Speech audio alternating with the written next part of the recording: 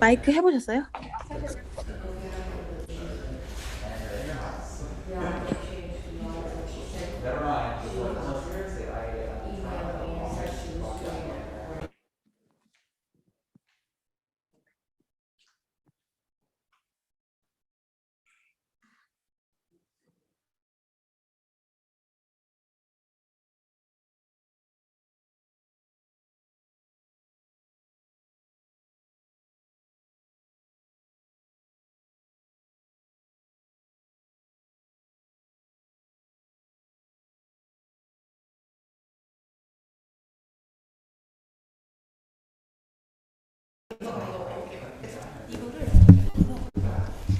돌리면은요.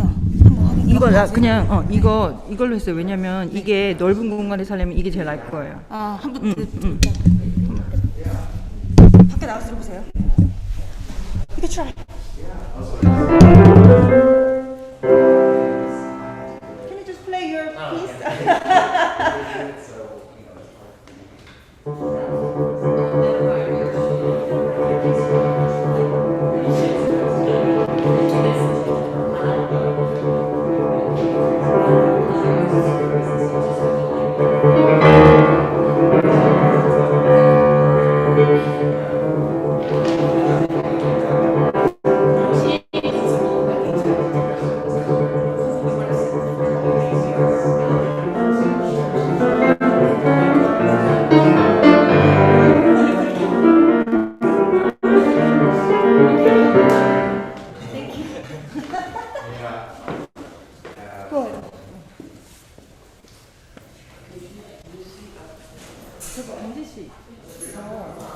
말안 하려고.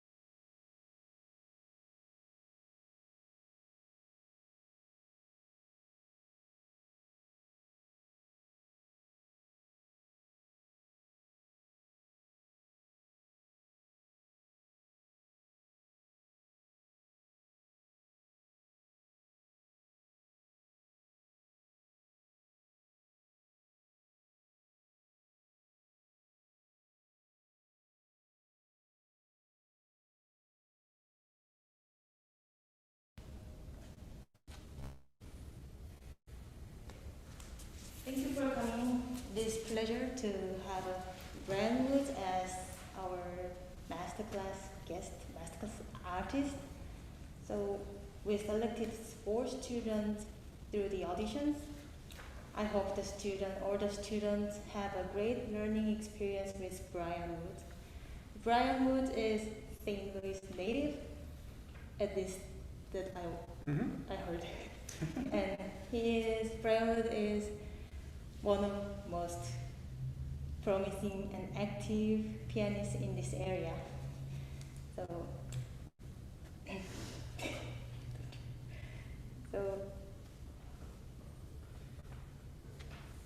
we don't have a whole lot of time today, so I would like just to start it. Get started. Yeah, absolutely. Let's get started. Yeah, without further ado, please welcome Brian Woods.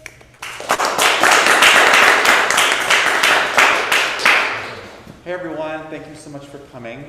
It's always a pleasure for me to just do anything in St. Louis, really. This is my hometown. I grew up here, I studied here. I've been away for a very long time, and I'm just happy to be back. And, I'm not like this highfalutin professor at some university or something. So, when I do master classes, typically the experience I try to give students is, I'm someone who spends most of my time doing what you do. I practice, I give concerts, I play, I compete, I travel. So there's, no pressure in terms of this figure who's, we're just sort of figuring out ideas together. I'm going to give you some ideas just from what I hear, and it's always different depending on whatever day you play. So take everything with a grain of salt, do what your teacher says. If I say something that's completely contradictory. But I'm trying to, we're sort of asking some questions, looking for some new ideas. So normally what I do for master classes is I do sit far back just to get my sense of how you sound in the hall. And then I'll come up when we work. Okay. So John, you're first. We're gonna do some Chopin, right? Awesome. Can I look at your score while you play? Is that okay? Awesome. Thank you very much.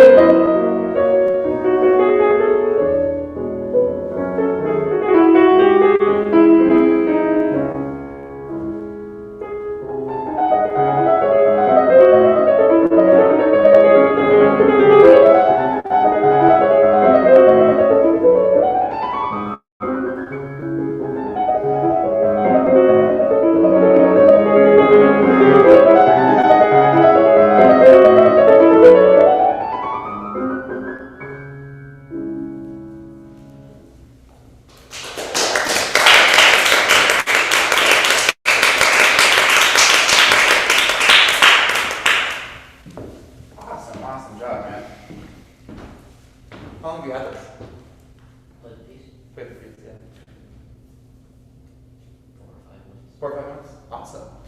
Your finger work is so fabulous. I mean, it's very effortless. The sound is really good. So like everything is really there, you know, like everything that I'm looking for in sort of nice, attractive Chopin playing, you know, it's all there. So I'm not really concerned about necessarily changing too much of your finger's approach to the instrument. I'm thinking more about how can we, first of all, give this piece maybe a little bit more variety. It's the same thing a lot. So, you know, how can we give it something to where it's a narrative from beginning to end? So, you know, with music like this, there's a lot of music that is very repetitive. And one of my teachers in undergrad used to say that a lot of the reasons why there are so many repeats in music is because people didn't have YouTube, and they didn't have recordings, and they didn't have ways to listen to something over and over and over again. So oftentimes composers would remind them how good the music is by just having it happen a couple times so people could remember it. So that's great. Often what happens is the impetus or the responsibility is on us to give the audience an experience where each time it sounds just a little bit different, even though you're playing the same music. So we can work on that a little bit. But otherwise it's very, very good. I'm curious what you know about Chopin in terms of which composers he admired. Do you know which composers, like, do you have any idea, like, or maybe just any guesses about other composers he might have liked? Or, you know, there's a couple things we know about him. Bach. He did like Bach, that's good, but that's another one. I don't know. Any other ones? So he really liked Bach, which is really good to know because there's a lot of counterpoint in Chopin's music, lots of, you know, left-hand and right-hand interactions. His other favorite composer before his time was Mozart. So there is a certain, I think we piano players think of Mozart as concertos, piano sonatas, violin sonatas, you know, those symphonies, those kinds of things. But really what we get the best of from Mozart is his opera. And we're going to have a lot more opera today in the list. But the opera that Chopin was very interested in was by, are you familiar with a guy named Bellini? So Bellini was an Italian composer, Italian opera composer. He wrote a lot of operas. We're familiar with Norma, you know, very famous operas in their world. And the singing is called bel canto singing, which is beautiful singing, right? So this is what Chopin is inspired a lot by. And we can learn a lot from some of the vocal ideas that Chopin puts in his writing. But we'll talk about that in a second. Can you start the piece again? Can we just do the whole first section before you go into the major section again?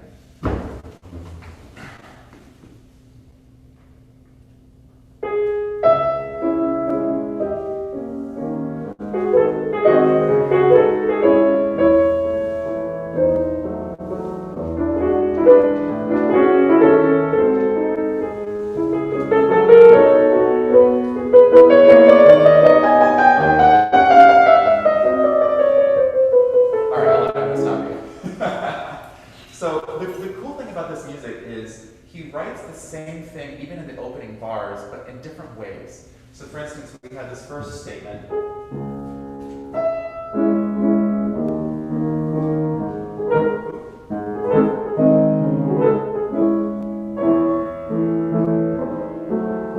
how about that might maybe be different than, and then we have,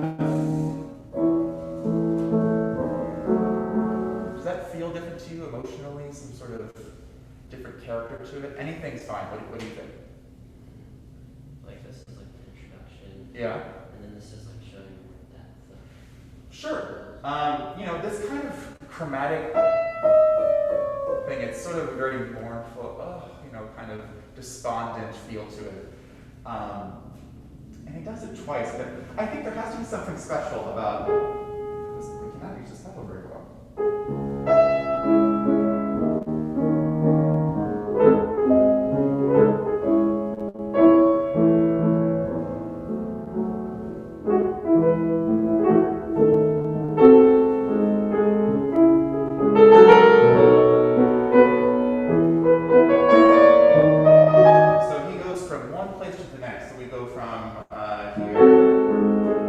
And then we go to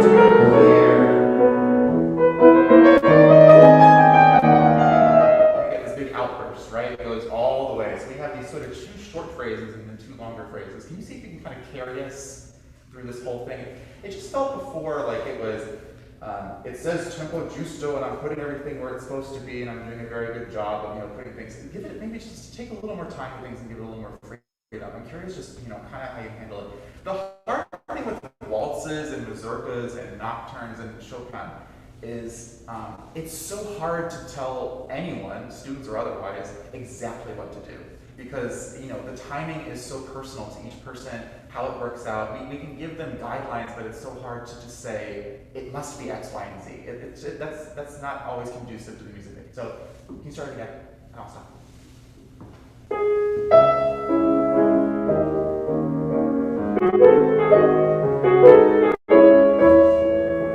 Playing it the same way.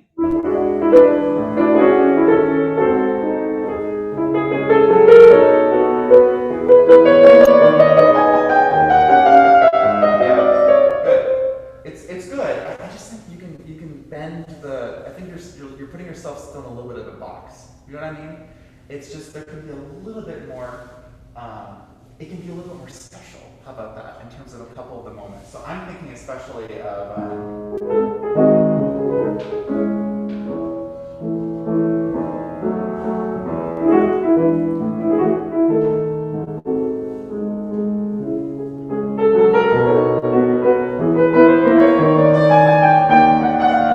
Something like that, where it just gives it a little more freedom with it. Let's try one more time.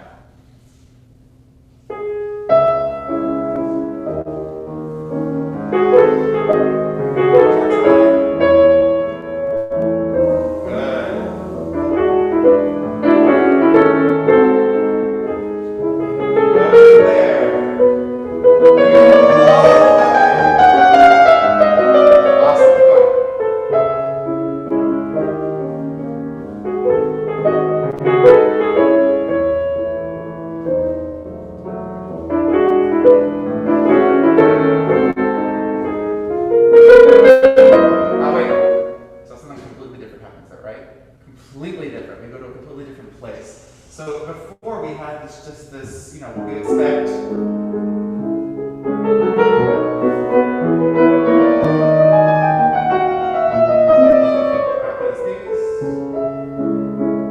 So I'm also curious. I was going to say one thing about.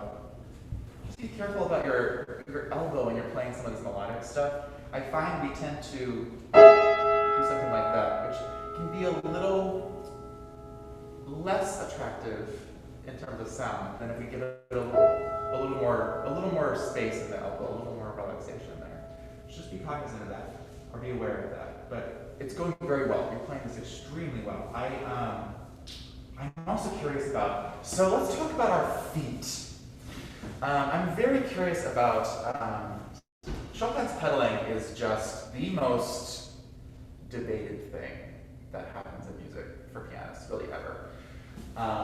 There are some people who, they find some letter that Chopin wrote that said, oh, I just wrote the pedal markings for my students, and you should make your own decisions about pedaling, and so there's that school of thought. There's the school of thought where people say, no, he wrote this, and so you have to do this, and probably the real answer is probably somewhere in between. What ends up happening is, I'm hearing in your playing a little bit, you're doing a very good job of making everything clear. But I think there's, Chopin writes these entire bar line, or entire bar long pedals. And, I always encourage people to try them.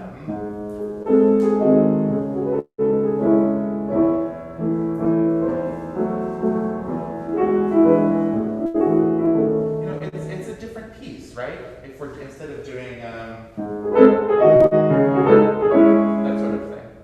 So I want to let you look at the music for these pedalings. And can you try that? Would that be too weird to try some of these? Just not all the way down the pedal, just give it a little pedal, but see if you can do it just on the bass notes and hold it through just a little bit. See how that sounds.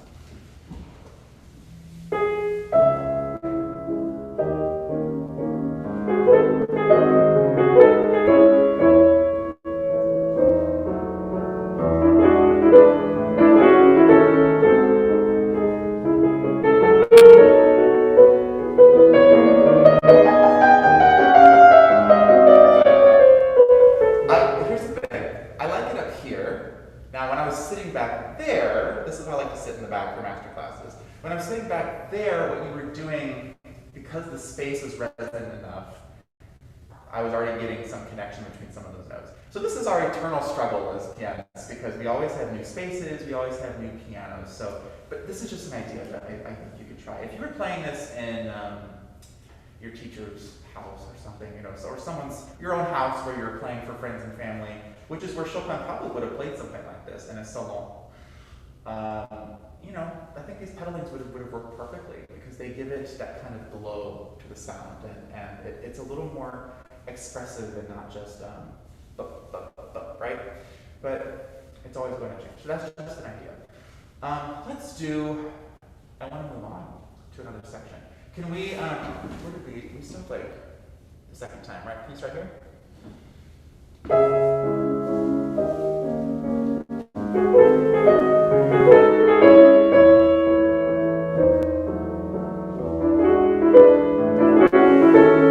Something different. T. Very nice.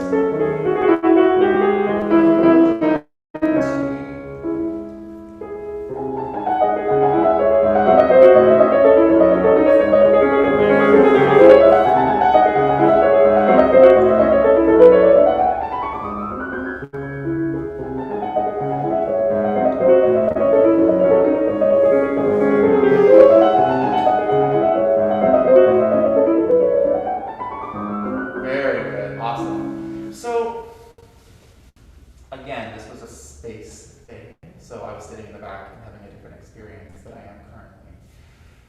I felt, when you first played this, that this section got a little fast for my taste. And I know that the tradition in this section is to kind of, you know, pick it up. But I would wonder if this can be, I'm already fogging up, this is going to be a problem. But I'm wondering can we think of this more, I don't know, less virtuosic and maybe more expressively. So instead of, you know, we can think of it more,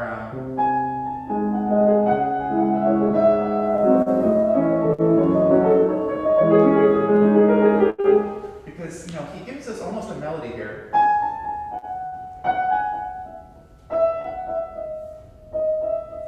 You know, that's very beautiful. And I think if we sort of steamroll that by trying to show everyone how fast we can move our fingers, we miss that. And that's something interesting about the piece. And you're in luck because you get to do this a million times in this piece. So you get lots of opportunity to play with this. Maybe the first time, if you want to do it the way you did in your performance, great.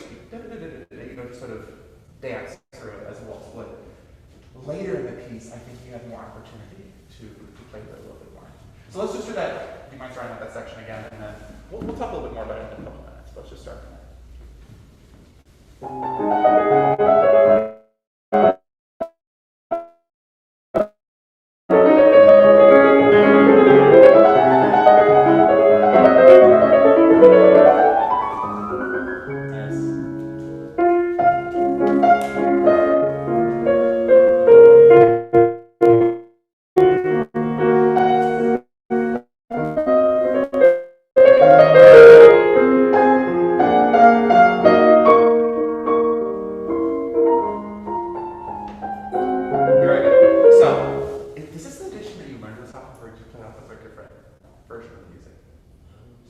Slightly different, okay. Because I was looking, these Chopin ties, man, I never remember which one is which. So do what you're doing, that's fine. You have a really beautiful singing tone in this, which I really like. I just feel like it's just a little too,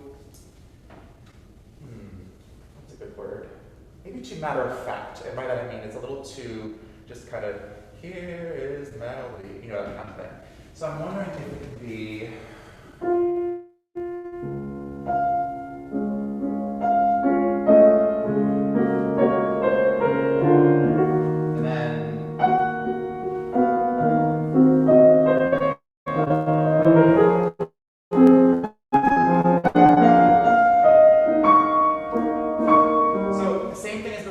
we have two short phrases. Phrase number 2.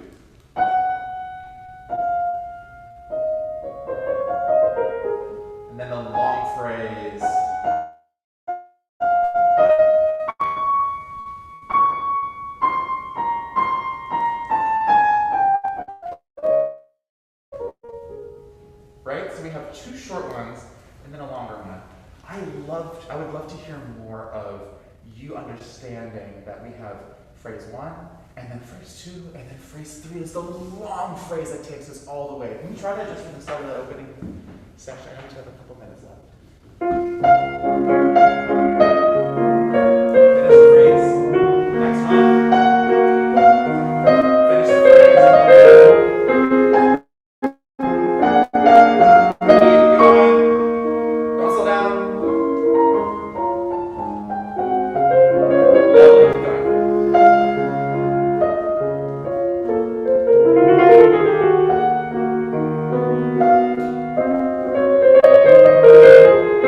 Long phrase again.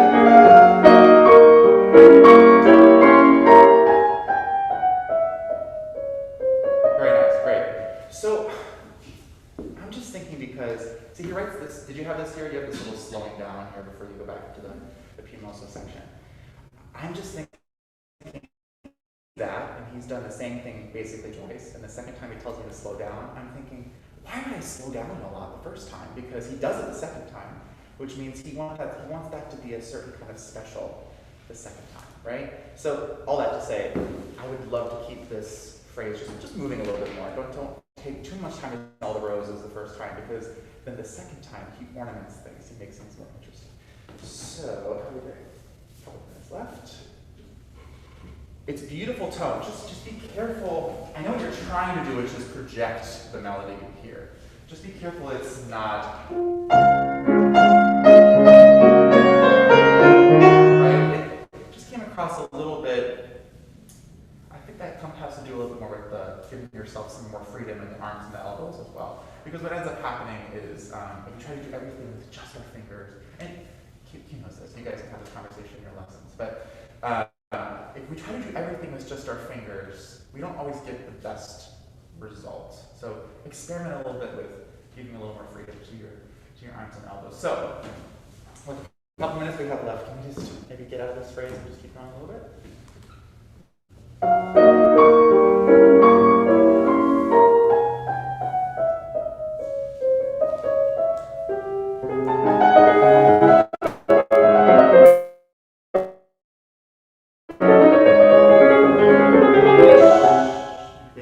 Really quiet this time.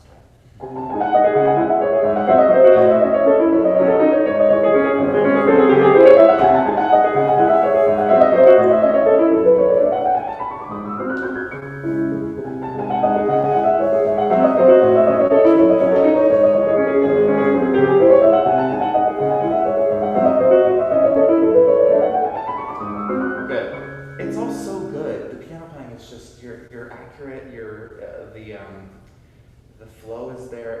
It's just work with your teacher and just allow yourself to feel more freedom to explore a little bit. Listen to people like Rubinstein and those who really gave themselves,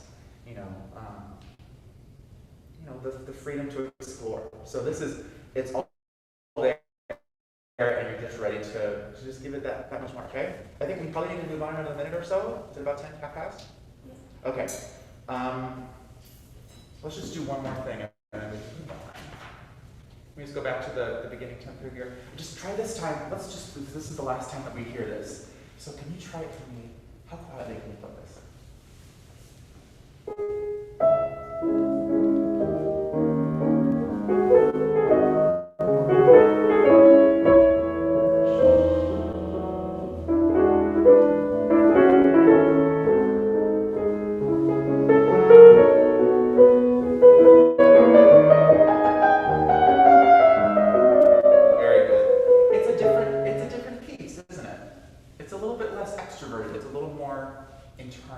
So because you get so many times to do this throughout the piece, just play around that a little bit, okay? Thank you. Well done. Awesome.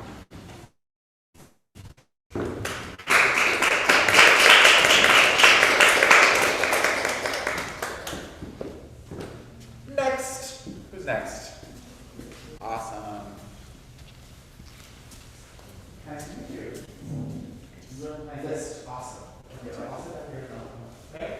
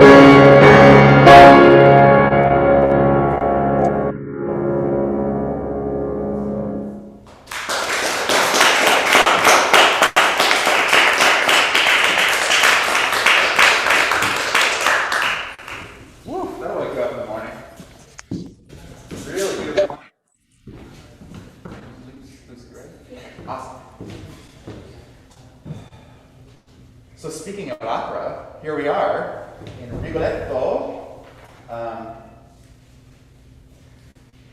It's a lot of notes, right? It's a lot to do.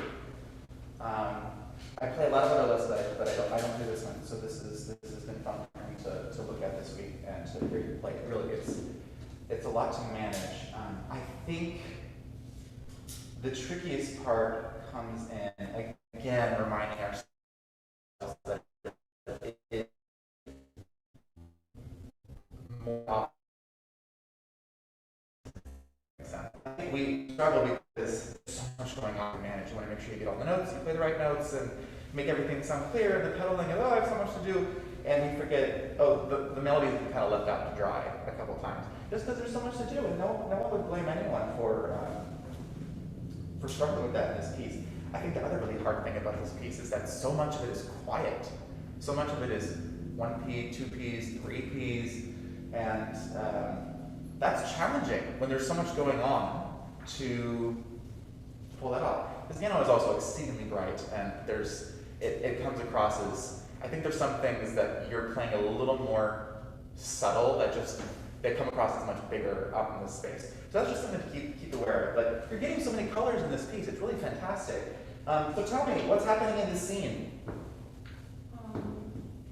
This girl wants to be with a guy, but the dad doesn't want it. Dad doesn't want that. So that's the general gist of Rigoletto, right? You've got the Duke. He thinks pretty highly of himself. He's sort of this Don Giovanni type, right? He's not. But he's this hopeless romantic, right? And he has been with Gilda, which is the woman we referenced, whose dad doesn't want her to be with him. And Rigoletto is her dad. And then we have this other woman in play, who is a different woman that the Duke is pursuing. And she's up to a game of her own, and she's tricking the Duke into something that he's not aware is going on. So she's laughing throughout this entire piece. And that is that's what that is. It's her giggling, it's her laughter, right? And then Gilda has the she's a little melodramatic in terms of, oh, my man, that kind of thing. So she's really that kind of presence in this piece. So your challenge, and all of our challenges, whoever plays this piece, is to make all those characters come across as vividly as possible while managing all of the stuff. And I think there's a little bit more that you can explore in terms of that. Starting at the beginning, I wonder.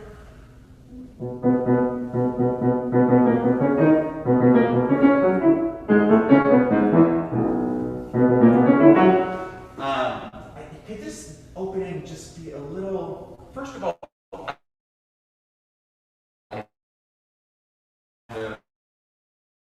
sort of virtuosic sounding. We're not there yet, right? We're just laughing. We're just giggling. We're having a good time. So can you try just that first, just these first two bars?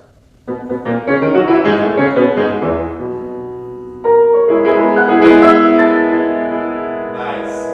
So already this is a little loud. Just a little loud, right? Because we got. I'm not sure how much you go to opera. The problem with opera with kids is that the material is not often, most appropriate. But in terms of listening to this quartet, this is the orchestra. This isn't Wagner. This is Italian opera, right? So oftentimes the orchestra is just kind of there.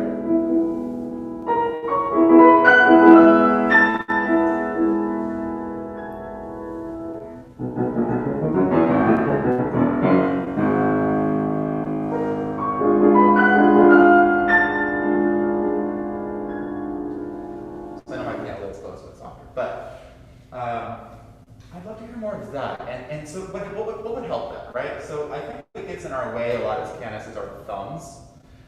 It gets in the way in the scales. It gets in the way in chords, it gets in the way in octaves, and the problem is we're so enamored with it. We use it so much for so different things. And what ends up happening, especially in octaves, is we get this sound to our octaves because our thumb. So often what I try to do is I practice just the top note sometimes, just to get how the melody would feel if it was, or even I don't even use right fingering, I can just, just to get the shape, right? And then we can add in, the thumb is just along for the ride at that point on the octave. Right? Try those 2 bars again. Just see if you can button it up a little bit and just get a little more character.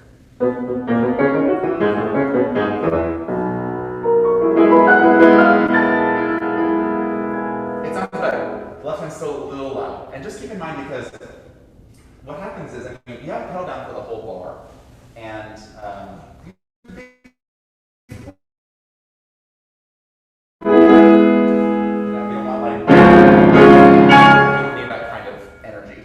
it's just the beginning. You haven't even gotten the melody yet.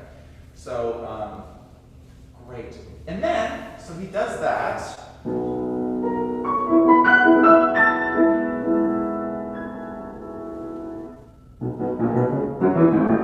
And something different.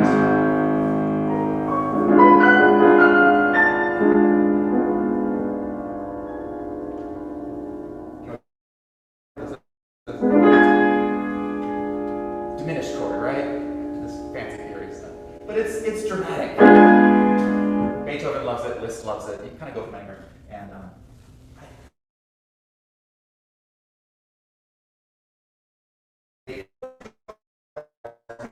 normal, sort of a little bit of a prelude to what's happening. Second 2 bars, what's happening in a completely different place. Just give me a little bit of that as well.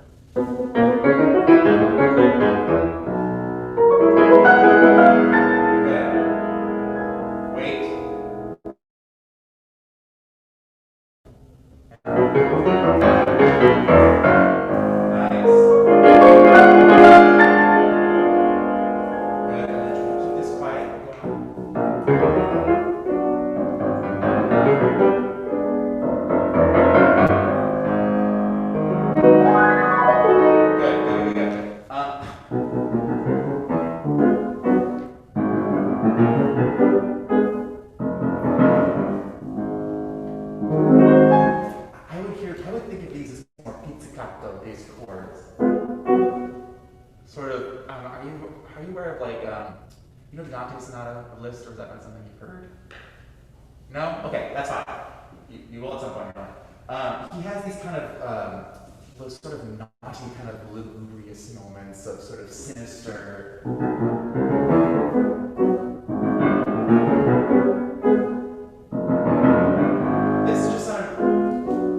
It just sounded a little too nice, right? We have so much available to us at the piano in terms of giving different colors. Okay, try right from there. Is that a weird place to start? Do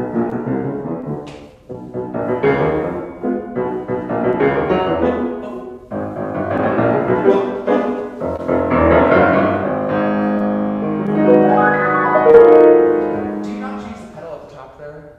He writes for us to change the pedal at the top there. Can you try it? When you get to the top, change the pedal. Yes, much better. Great. Before it was, we got too many harmonies together. It just kind of sounded like a little muddy to me. Can you start just right on the arpeggio start?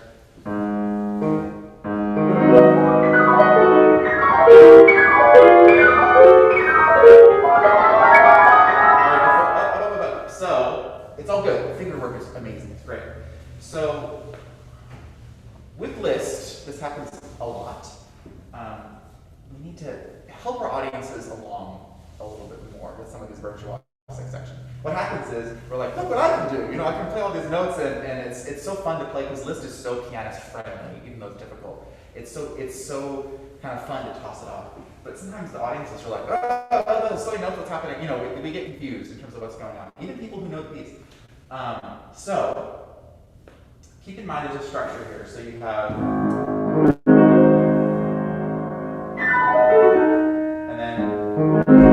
Same thing, right?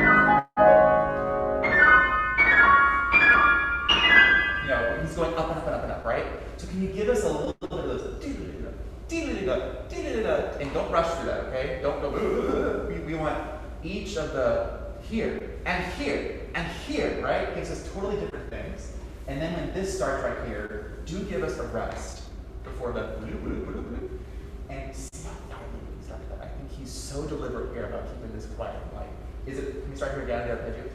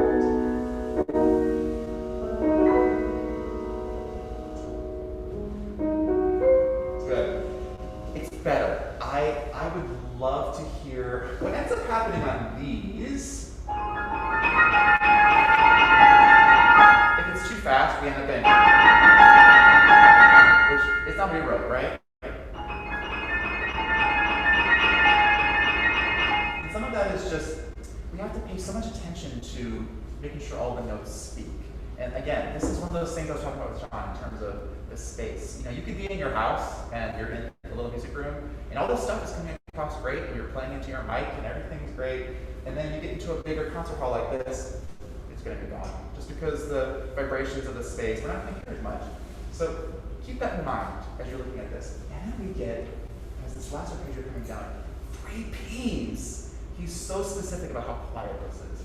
Just like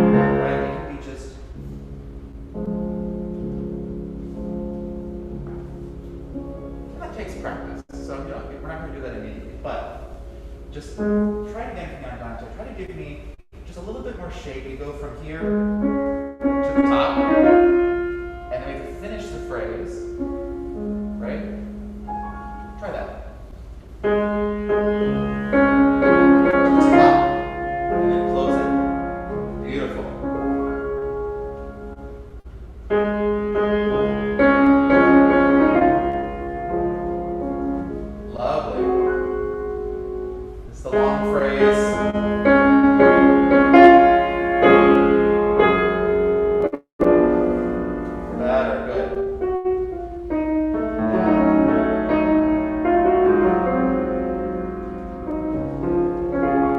Is it hard to get that? 'Cause I just hear like, I miss this F.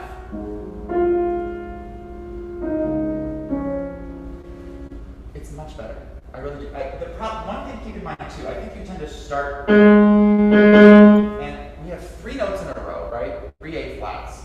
So if we're gonna do, honestly, if we have the loudest one, I probably should do the 3rd one, right? Because we have a.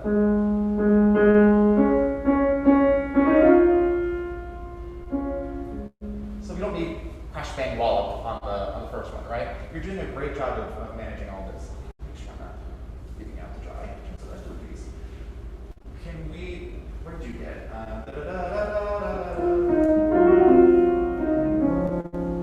You want to keep going from there?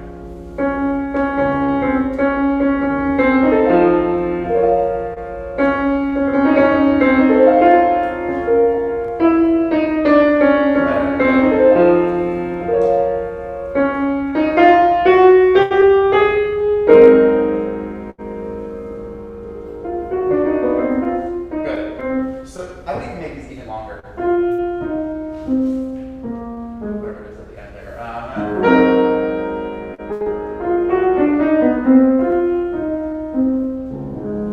And then this crescendo multi you have here, right at the end of the page.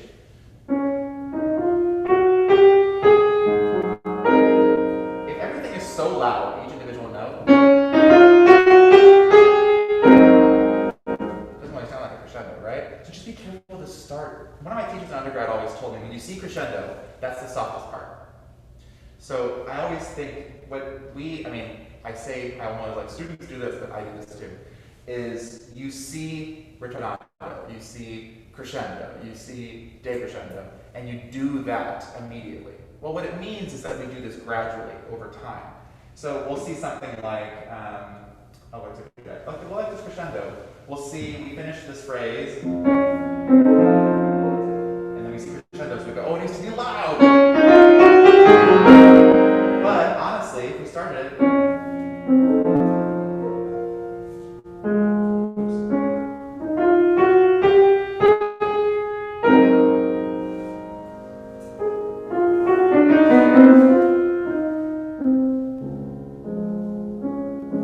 gives it a little better shape instead of just bang, bang, bang, bang, bang, bang, bang on each of the melody notes. Does that make sense? Okay, good. Can you give me, where's the good choice? Is that okay to start right there?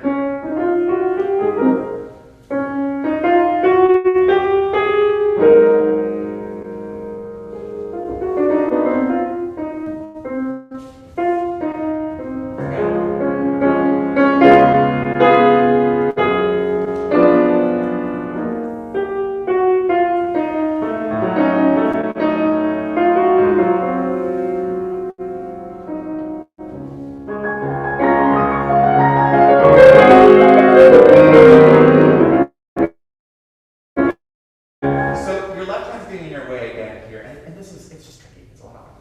But what I would do is, I would really make sure, see how light you can get this when you're practicing this, which I'm not expecting you to be able to do this right now, but just really be able to, again, it's kind of like, do you know pizzicato is? It's the plucking of the strings, right? And even the pedal is down. Just practicing, really making sure, and I practice the shifts, going from one, I'm sure you have to play this, but in terms of, first of all, that sounds like we're at the carnival, we're not having a love song, and second of all, it just gives it a little more dimension so that this can really giggle. But does that make sense? Just to give it, just as light as you can get it. I think Liszt is on record somewhere as saying, my music should be played as lightly as possible. All the virtuosos like to keep it light, keep it enjoyable. I want to do, I don't want to do all this stuff again. Why don't we start right there? Just make sure again with the left hand. This is just background. I'm hearing a lot of this. So poor she doesn't get, she's not heard or she's playing too loudly. Can we go right in there? Is that okay?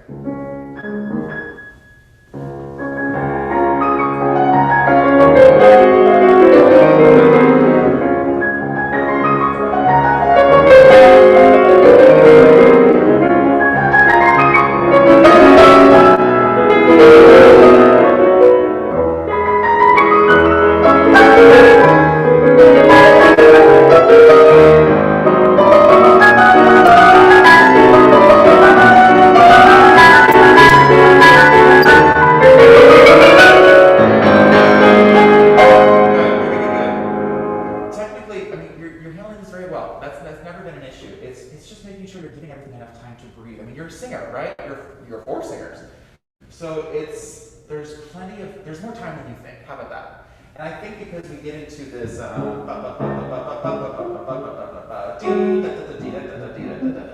we tend to don't give things their due time, So just practice sometime really slowly. Like it's a Chopin nocturne. To really, how beautifully can you play it so that it's coming across as just more than, right? Just, and see if you can find, just type in Rigoletto Quartet on YouTube. I'm sure you listen to this. So, just listen to it again and see if you can get, I'm trying to put over time.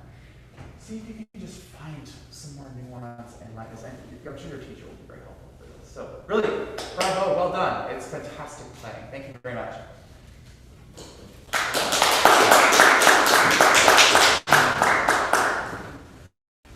Next.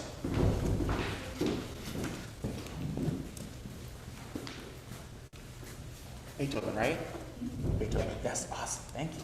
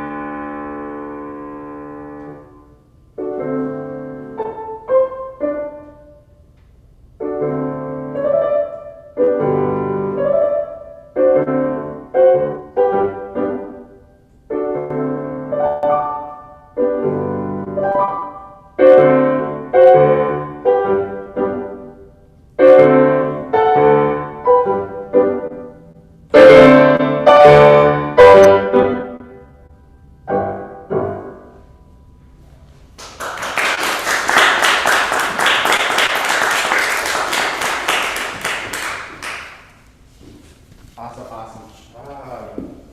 I was not playing music half this difficult when I was your guys' age, so bravo. Cindy, yes, okay, awesome. What is the character of this piece? I'd say she's from like Playful, Uh-huh. and there's a like kind of virtuosic passage. Sure. Yeah. Playful's a good word. I think it's funny. It's a funny piece. What's the deal with this? Do you know the story behind that? So Beethoven, was he a nice guy? Was Beethoven a super nice guy? And like a short temper. He had a short temper. He was not a great guy in terms of, you wouldn't really want to get coffee with him. Although he loved coffee. His humor was often at the expense of others, as comes in this sonata. So, the reason why the notes are written in such a way, he heard a pianist play at a party who couldn't quite play with their hands together very well. He wrote this entire piece to make fun of him. And so that was Beethoven's style of humor. Not very nice. He wasn't a great person to get along with. So, what's the tempo marking? That's okay. I've done this happened before. Allegro vivace, right? What does that mean? It's like lively. Yeah, so allegro is quick. It literally means happy, right? I mean, but we intend it to mean a quick tempo. And then vivace is really lively, right? And Beethoven is very specific about when he just wants an allegro, or if he just wants, or if he wants an allegro vivace, an allegro con brio, you know, that's a con brio, right? That's a really exciting one. So, you know, it was a little on the slower side for what I'm used to on this piece, and I'm not really concerned with tempo as much because tempo, you know, everyone has their own tempos that they do with things, and your tempo wasn't inappropriate by any means. But I was missing a bit of the vivace in terms of, you know, how is it different from or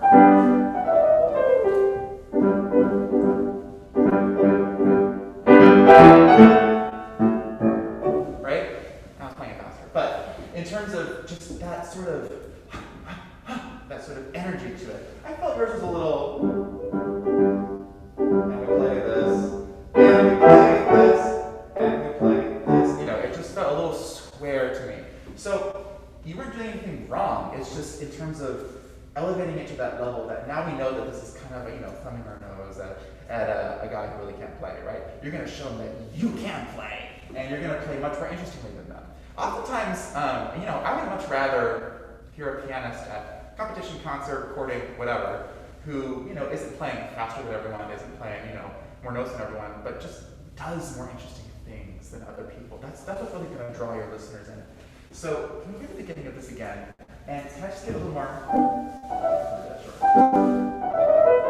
Just a little more. Oh, not the beginning. Let's just try it.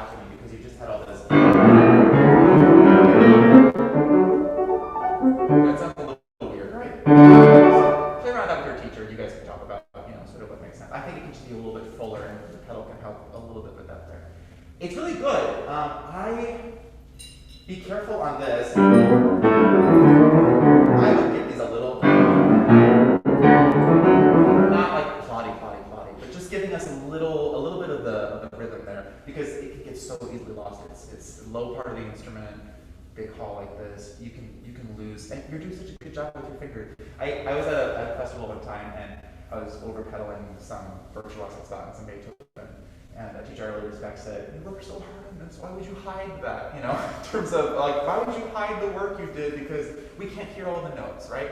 So just keep that in mind. I don't want to spend too much time on that. Do you want to go on just for that? Comes back again after we just finished.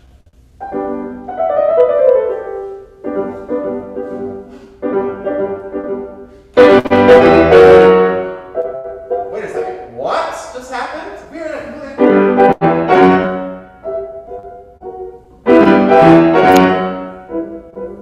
right? Completely different world. We're expecting this, this kind of very cut and dry, right? And then he does a very Beethoven thing and slaps it in the face. With another harmony. If I was playing this, it's only forte, and Beethoven's very specific that if we have one F or two Fs, we don't want to bang away on the one F forte, right? But I would maybe even linger a little bit on that harmony. It doesn't have to be quite as short. So, for instance,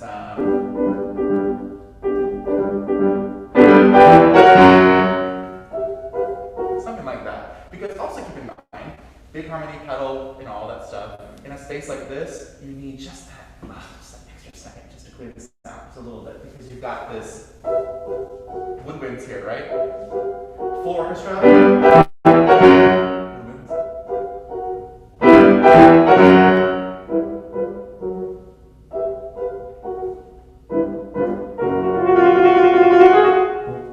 And then he does a very Beethoven thing, which is he writes a crescendo to nowhere. So he will do this.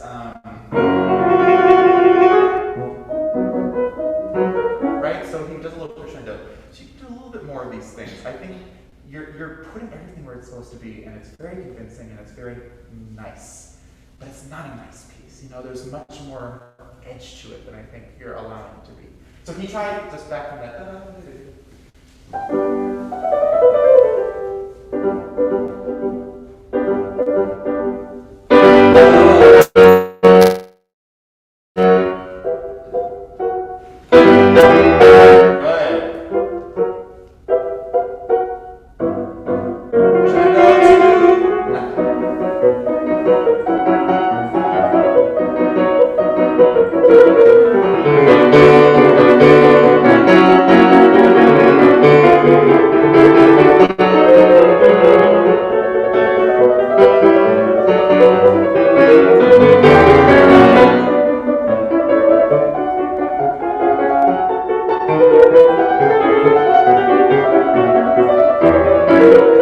It's so good. All the figure work and the passage work is so fantastic. So bravo.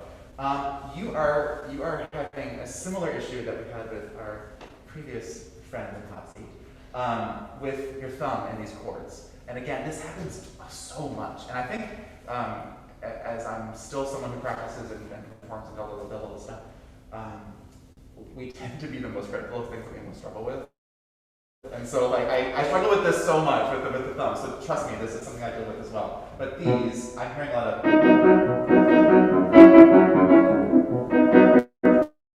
and I would just love it to be just a little more.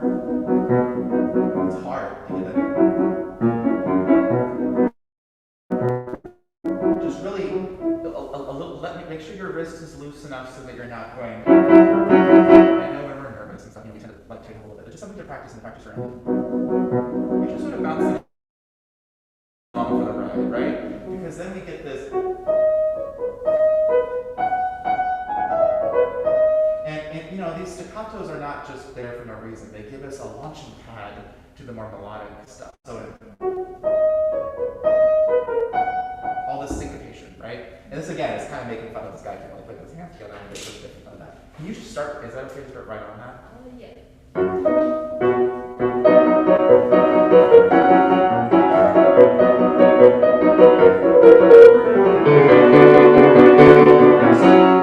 Right hand's too loud here. We gotta make sure we give it a look. Yeah, there we go. And again, this, instead of just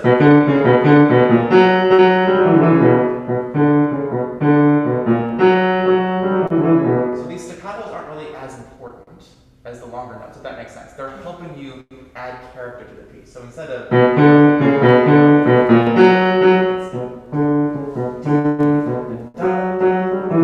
it feels like or something like, you know what I mean? Like you're sort of having to manage so much at once. But just keep track of you know, something like this. It's just the strings kind of they're not that sort of thing. It's not like this big catastrophic moment or something, you know? Is it weird to kind of do the left? Or why don't you just go back to the back to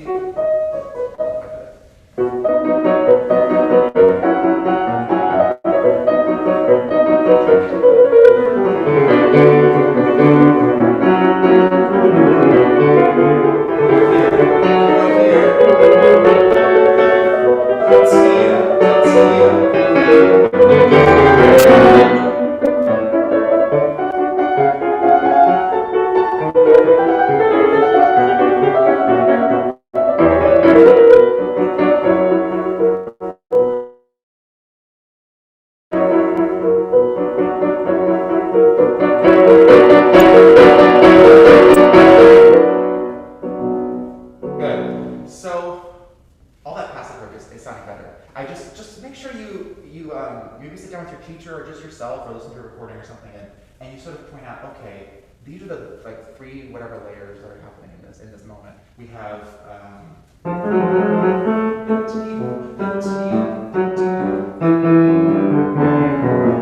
so even there,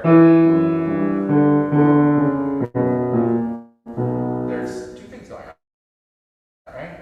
And then we've got this guy who won't shut up. You know, he's just so active up there, right? And Beethoven never really puts in virtuosic moments for the sake of virtuosic moments. He's not just going to put a bunch of notes in because he feels like it. He wants it to have that kind of sort of unsettled feel to it. So it's sort of like a both and. I'm not saying this has to be, you know, it can't quite be that because it's forte, right? And it has this kind of distressed feel to it. But just things to think about, okay? I really like,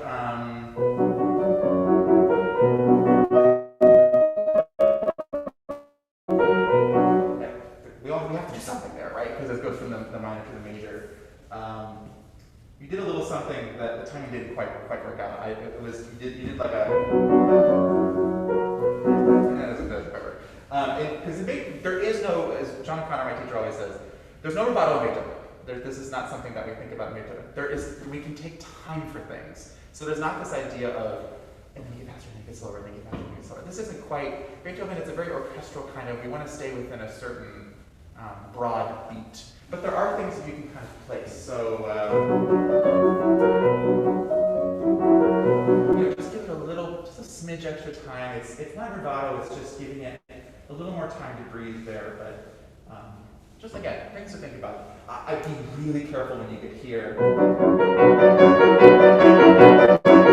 was hearing it.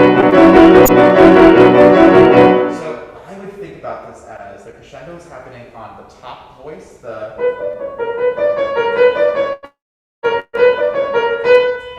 everything else has like, crescendo light or, something like that. It's like not as much of a crescendo because, this is all.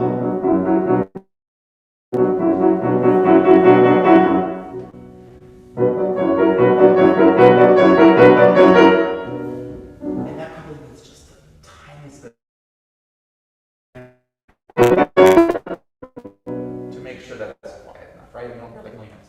And you go from, is this okay? Yeah.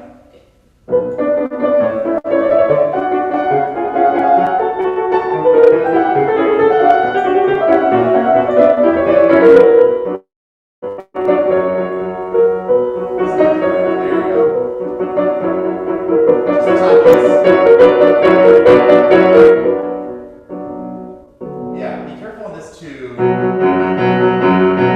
think what happens is, this happens a lot in,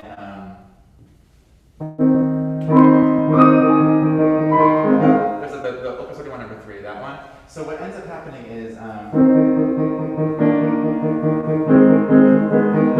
doing, it's all sort of muddy when you're doing that, right?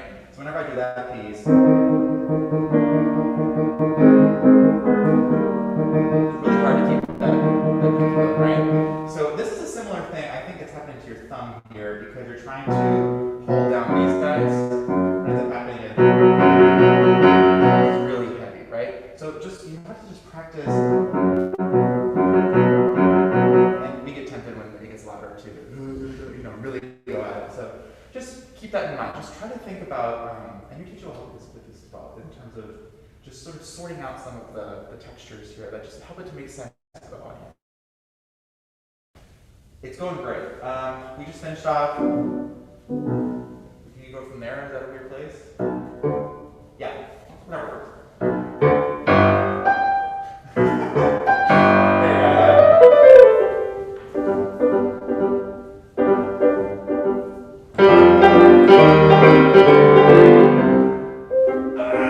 That was way too polite to finish that off. We have this. It was like, what? He wants us to go all the way to the end. Dum dum dee dum dum dum dum. Ooh, that's noisy.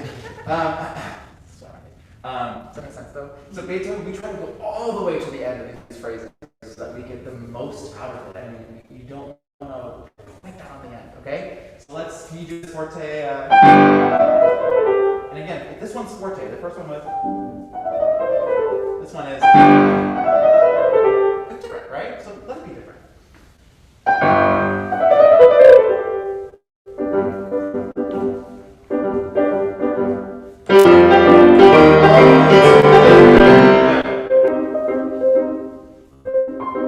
Same thing.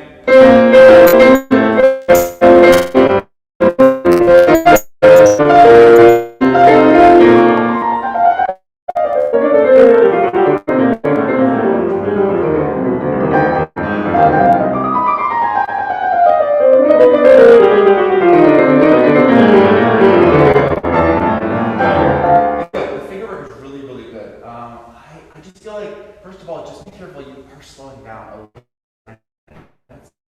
It's technical. Get everything, and make sure. But just be careful. Try this a little bit to make sure you're staying within where you are. Because steam, in the middle of this really dramatic section. You did something beautiful here, which is this is a phrase. Something different. Whatever it is.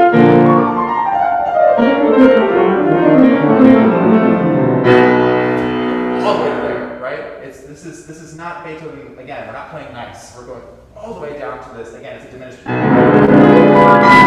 sort of a big diminished crazy chord, right? So don't give up on this. We want to make sure we get. And your finger work is so good that, like, you know, I don't think I'm asking something outside of what you're already doing. You know what I mean? Like, you're already doing this so well. So can you start, like, I don't know, is that a weird place to start? Okay, go ahead.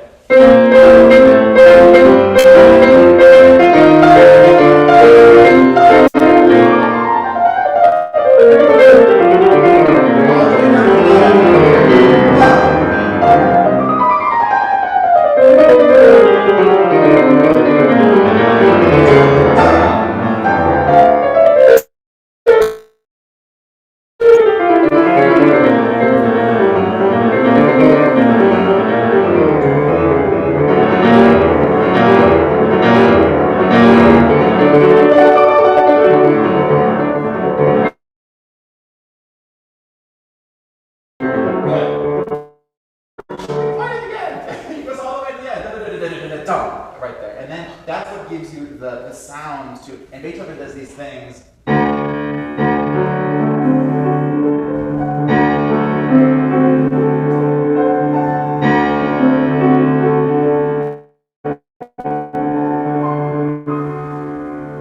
That's pretty cool, right? He does that. He gives you that boom, and that lasts you all the way up to the top. So think about the pedaling there. I think the pedaling was.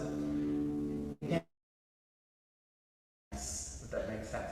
So listen to some people. I think I don't think John's recordings are on YouTube, but if you can find Wilhelm Kemp doing this, maybe he's a great name for this.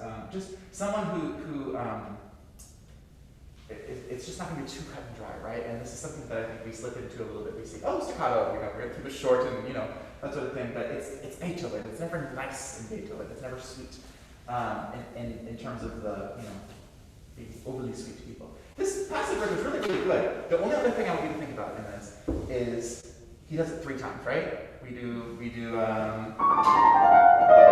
and then he does, whatever that one is, and then he does the third one, right?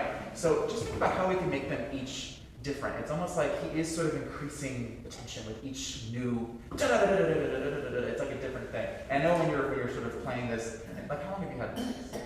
A few months, okay. So when you're first ending a piece for a few months, you're just trying to like, okay, make sure everything goes well, you know, do what's on the page, and I completely understand.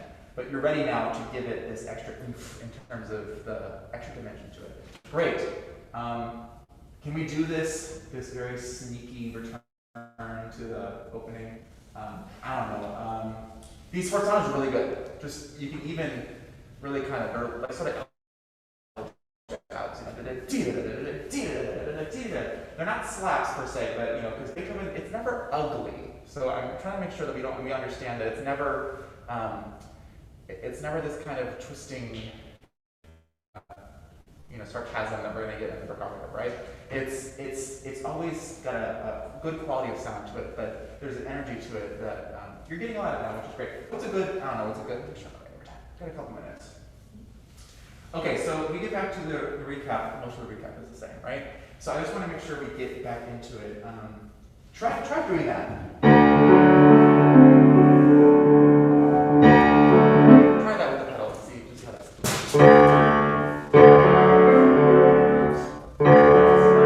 There you go. Third time.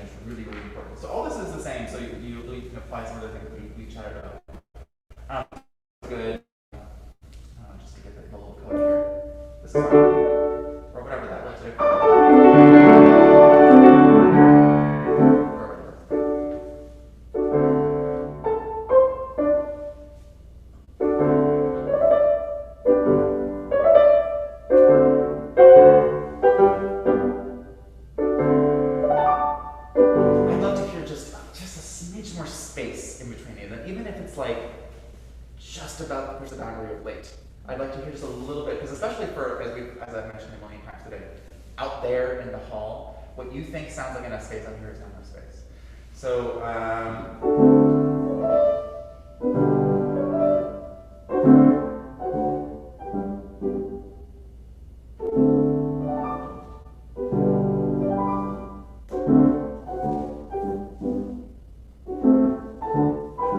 does that make sense? Just giving it a little more. Because I would also say, I don't often comment on visual things, but I think it's helpful here. Visually, if we play this very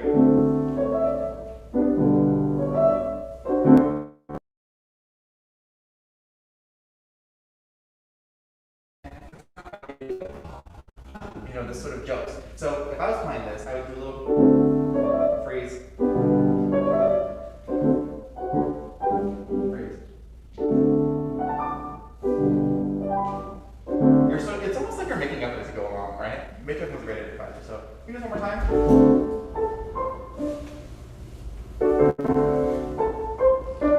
Good. Freeze.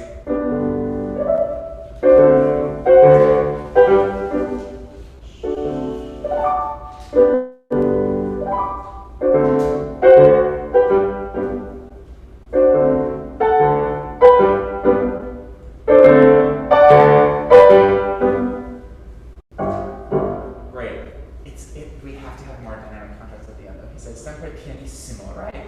I would almost think of this as softer and softer and softer and softer and softer until you honestly cannot play this any softer until you get to the fortissimo. So,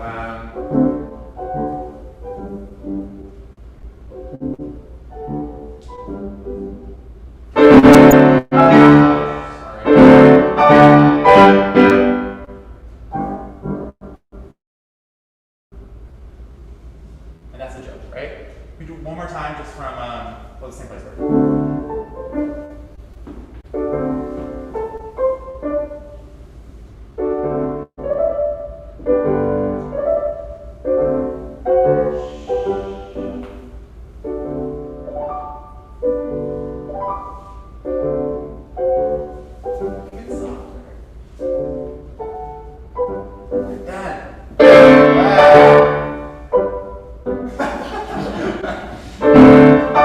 This is all loud.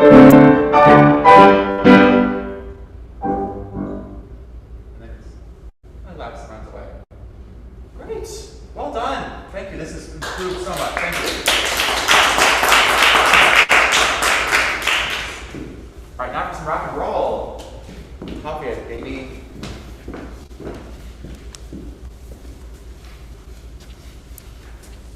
How's it going? Good. Thank you very much.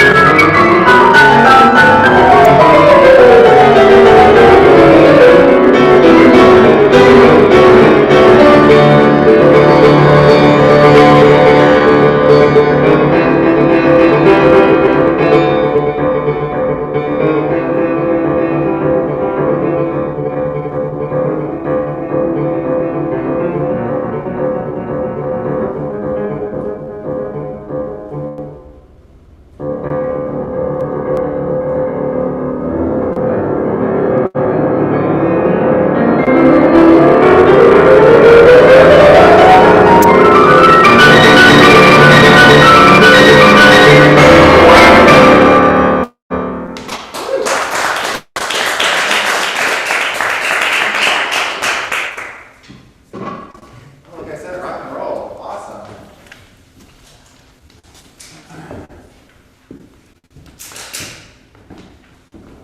Just the fact that you can do this is awesome.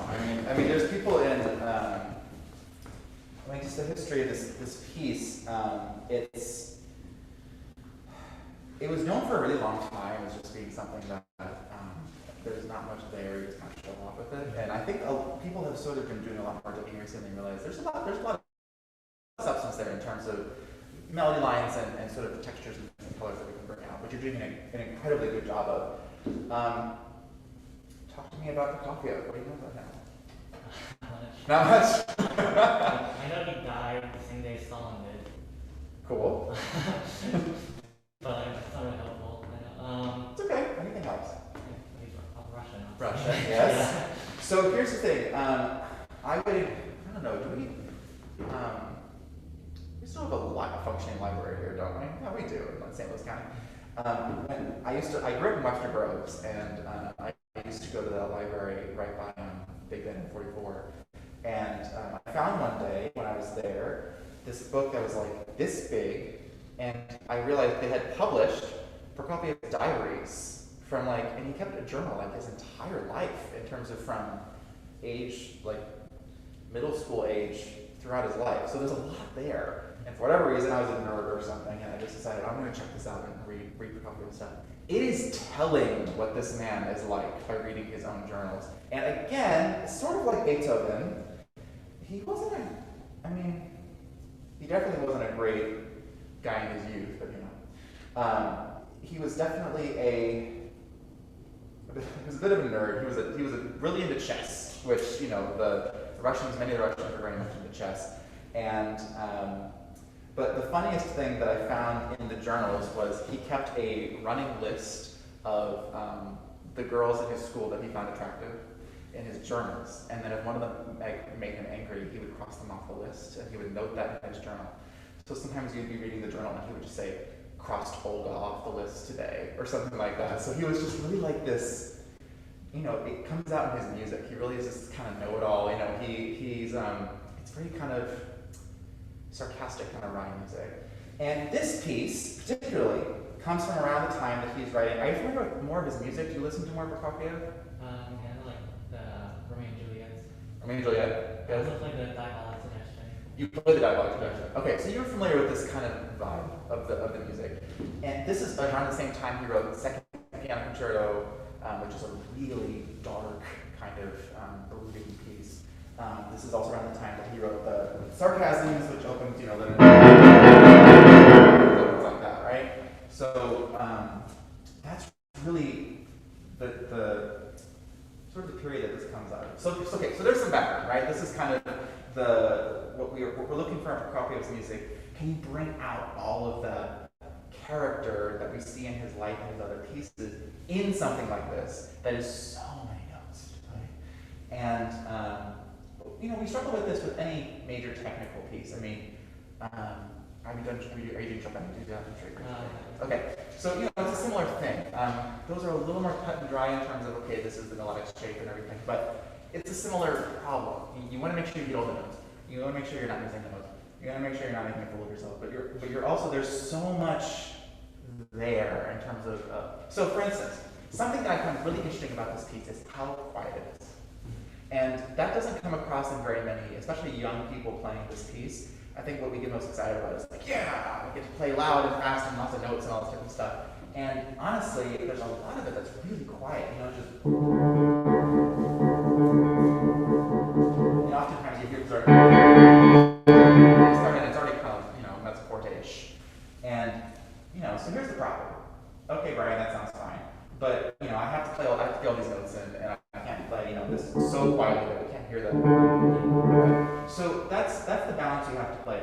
I would be, if I were you, I would just continue to explore that, because when we get things like that, it really jumps out a lot more if we can, how much we can, you know, restrain this, right? In terms of those things really come out that much more vividly in the texture if we can really rein it in. And I want to hear a little bit more of this, right? Just a little bit there. Because then if it's just kind of plainly played, it's just notes that are there, right? But if you tell the audience, I think this is important, and you're listening for it, then we're going to listen for it. Because, and this happens a lot in playing, because what we're listening for, it will help them listen for it as well. So if you're listening for, I'm really interested in hearing this melody, this line, this phrase, it'll come out to them. If you're just thinking, I'm just going to play it, so Brian will yell at me and I'm missing notes or something, you know, that's going to come across too. So try to, start this again, and I'll stop you, but really try to rein it in as best you can. I know it's difficult getting all these notes in, but, and then give me a couple more of those really stark contrasts and dynamic things to the end.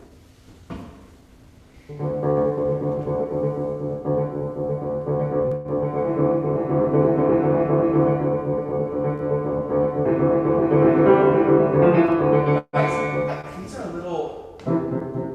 little long to me. It's a little long. I wonder. This is going to sound a little sustained anyway, because you're playing the same note over and over and over again.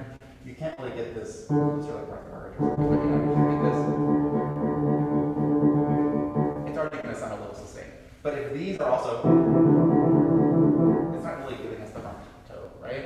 So that's the balance here. That's these are. So I want a little more. And not. Does that make sense? Okay, hit the top again.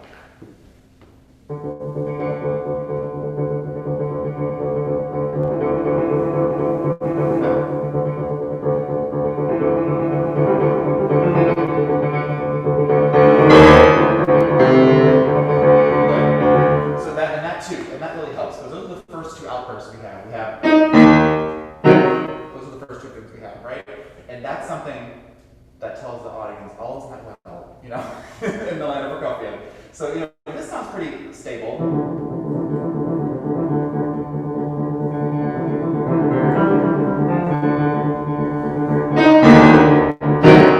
And then he gives a little something there. I know it's forte piano, so it's not crazy. But, okay, one more time on top. Good.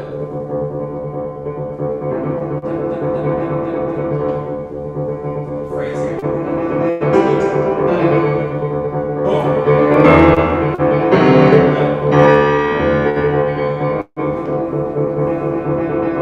Okay, faster.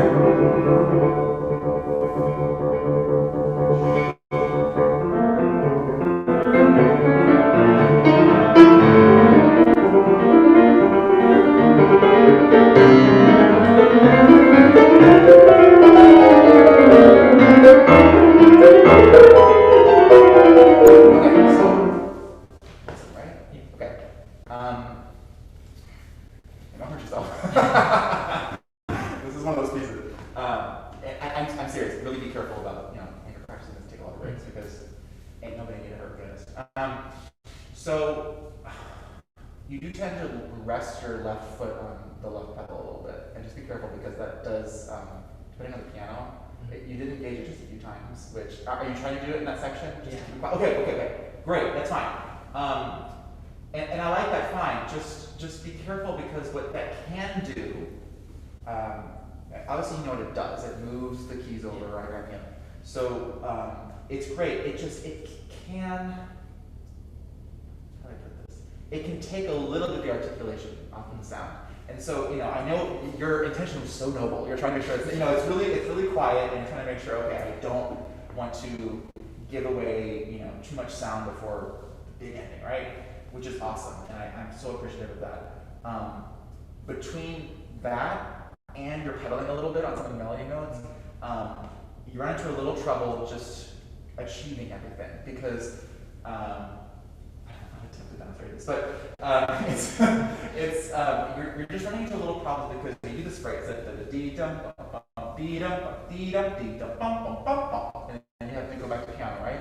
If you're using pedal to kind of try to make that happen, and some left pedal which can take a little bit of the edge off the sound, it's just you lose a little bit of the steam for me in terms of getting that crescendo to happen and to happen clearly enough and get back to this piano here. Does that make sense? Yeah. So just play around with that. I don't really have necessarily like the solution to make that happen, but I would say to my ear from up here, and it was more so in the back, it comes across as sort of this accumulation of sound, and then we start over and then sound, as opposed to really intentional. And again, that's what makes it so difficult. These staccatos are so difficult. So your right hand has to almost be, and your right hand has to almost kind of be on autopilot in terms of just making this sort of perpetuum mobile thing happening. And so your left hand can do, right, to make sure that's all there. But just keep that in mind. Can we start like right on that? Is that kind of weird or whatever works?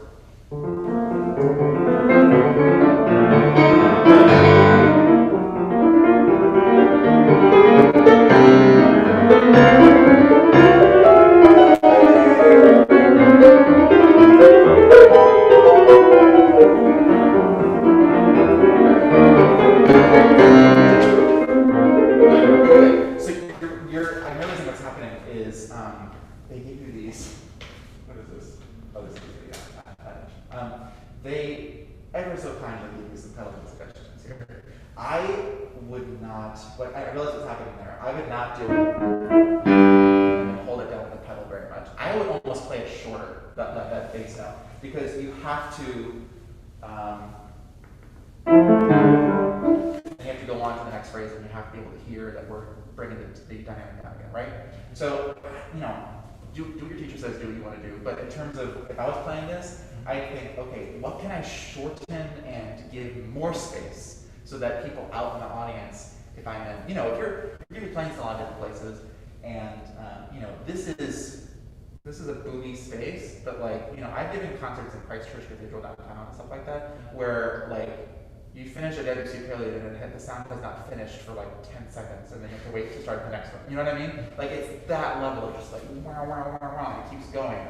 So you have to adjust for the space, but I think you're sophisticated enough as a musician already that you can figure this out. So just keep that in mind, okay? I would, the more I play around with where this is in this space, I would have played those bass notes just a little bit shorter, okay? It's going great.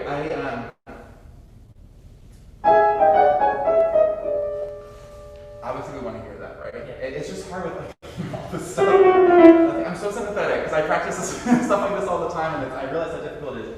And there's it's just something we keep working on, but you know to work on that. I'm really just cool it on the pedal as best you can. That's one thing I will say throughout all of this. I know you're trying to be expressive and you just tell up for that, but okay. I don't know. Start anywhere. Just pick a place to start.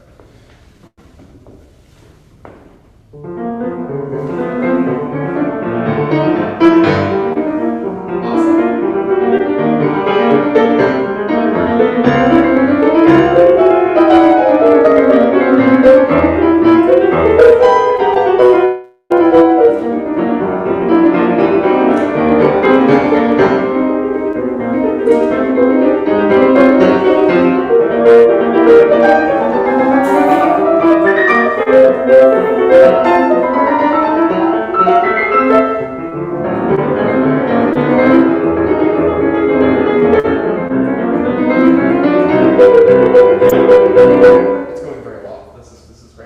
I'm trying to think of a solution for this bar 56, 57. Yeah, I mean, in terms of technically,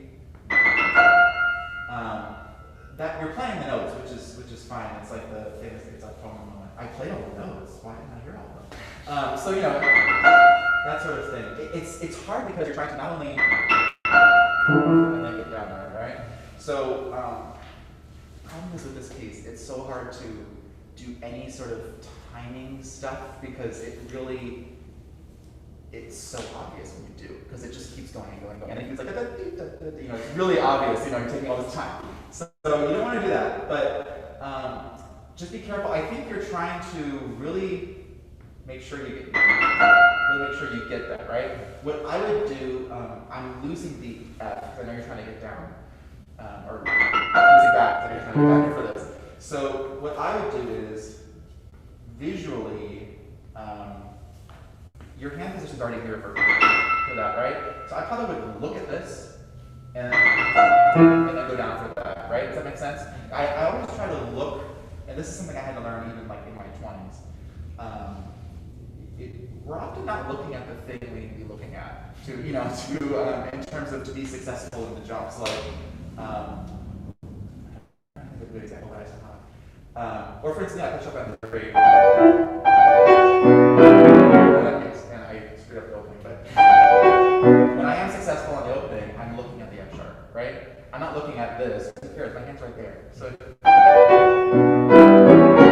and stuff like that. It's just that those sorts of technical things. I think we don't often set ourselves up for the most success because we're looking at something that's not the most helpful.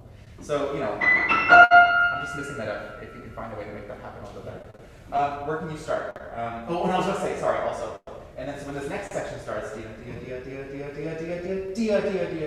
just need those waves a bit more. It's a little too, it's a little bland right now in terms of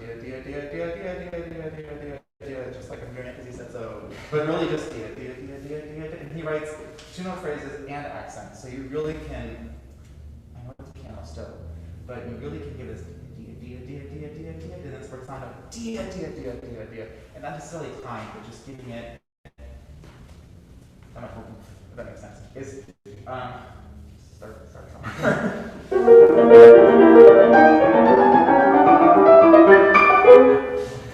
You got it. It's okay. I'm not expecting this to be like magically it's all of a sudden fixed, but this is a difficult case. But just.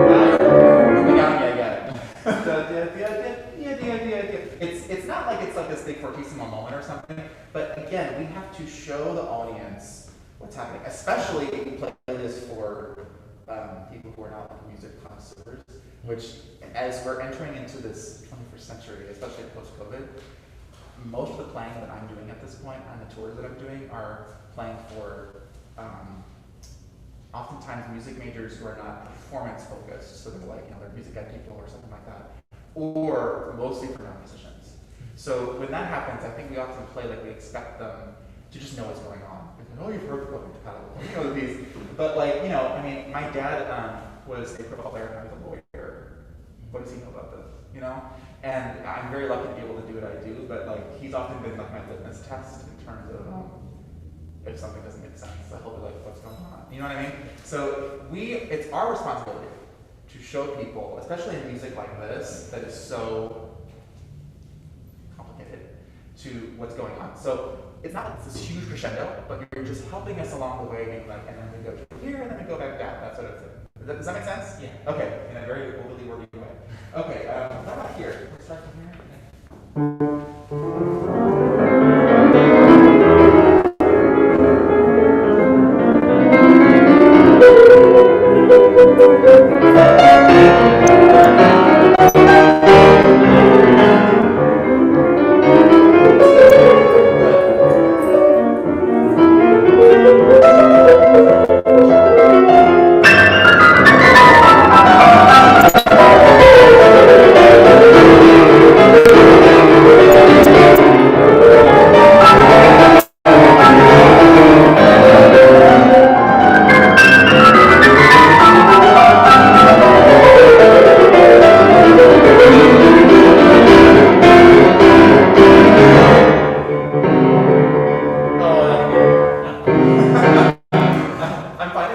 be so picky because it's okay. But no, this whole page, wow, awesome. Really good, and you're doing a very good job, and you know, you and your teacher have done great work, and you've done great work in terms of just giving us what's happening in this section. This is really, really good. And don't be worried about taking extra time for that. Okay, up there. We want you to play right now. So that's great. These pedalings here, I don't know what they think they're doing on these things. You're not really doing them, so that's great. And you're doing a lot less. But this whole like half bar thing, that's not conducive to success in this section. So don't do that. I really would just tap with some of the beats to give it a dia, dia, dia, dia. I would not that's ridiculous. I would never do that. Good, this is awesome. D. So then we get here, we get back to the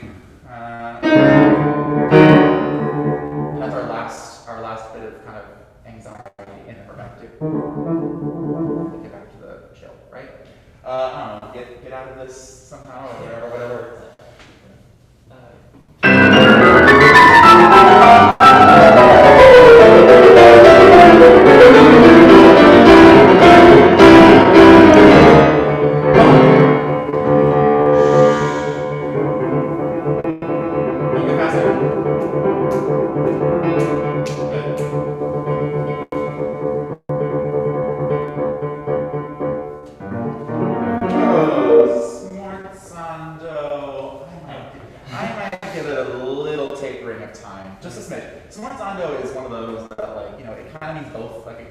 It means dying away, right?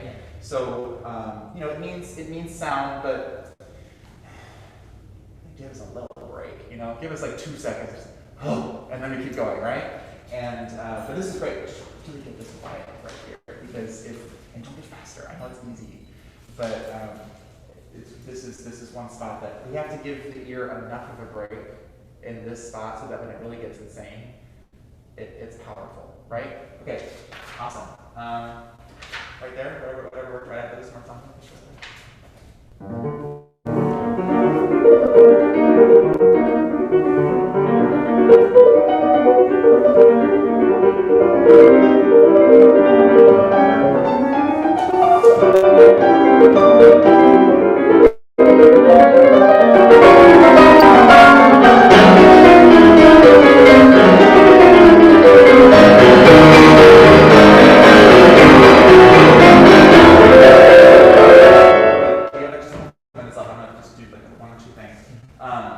This is great. I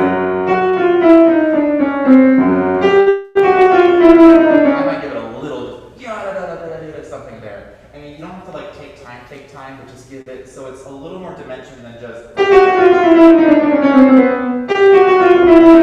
does it differently.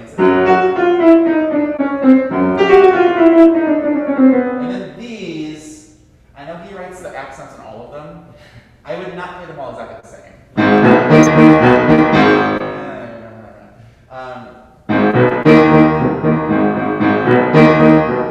Something like that. Give it some shape and dimension because again, this is just so much going on. Okay, this all is really, really good. I would just feel the same way. He does these kind of 2-3 bar phrases, that kind of thing. Just help map this a little bit more. It's so excellent. Oh, we have to stop. Oh, we have to stop. One more thing, and then one more thing. I wanted to do right here towards the end. He does that one F sharp. Yeah. I love that. I think that's awesome. It's because we always have. And then one time he did. Oh man, that's so cool, right? It's like the first time we've ever heard that. And I think when I heard it from back there, I think you were trying to get back to the pew piano, and so they sort of buried that a little bit. But like, I listened to a couple recordings of this week, and people like Martha and stuff, they're just like, bang! Like right there, it's like, here's the F sharp, you know, that sort of interesting moment. And I love it, but you are killing it on this piece. It's really fantastic. So bravo, thank you, congratulations, awesome.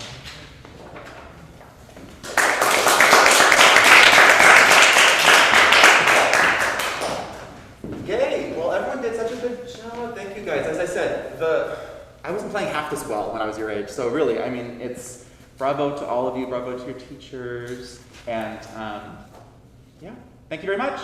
I really appreciate it. Does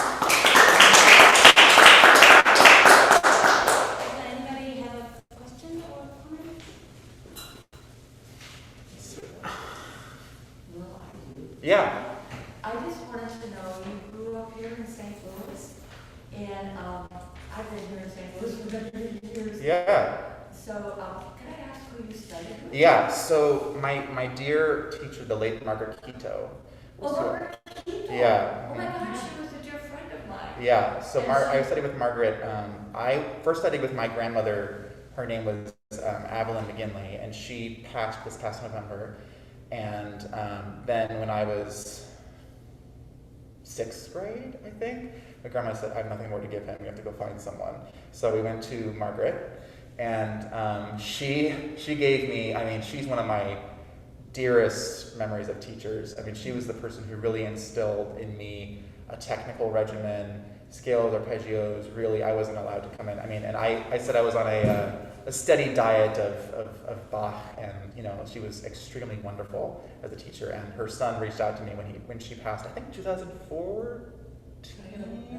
Yeah, but and I've stayed in touch with her son, so it's been she's wonderful though. And then I studied with Donna Vince. Oh, Donna, oh my Yeah. God, all my friends. Yeah, I studied with Donna my junior and senior years of high school, and then I got into the Blair School of Music at Vanderbilt, and I had no aspirations to play for a living whatsoever. I went to a liberal arts school. Vanderbilt's a liberal arts school for music, so I thought, I'll major in music and see how this goes. I'll probably end up being a doctor or a lawyer or just studying something else, you know. And you know, one concert after another kept coming, and people kept, you know, I won some things, and I got attention of some people, and it just sort of went from there. So, you know, I'm extremely grateful for my St. Louis upbringing. Thank you. Anyone else? Cool. Thank you, guys. Thank you for joining today, and thank you, Brian. It was really good. I couldn't see a lot of improvement. Good. Students. Well, a lot of it has to do with them. They were extremely adaptable and easy to work with. So kudos to all of you, really. Thank you. Thank you.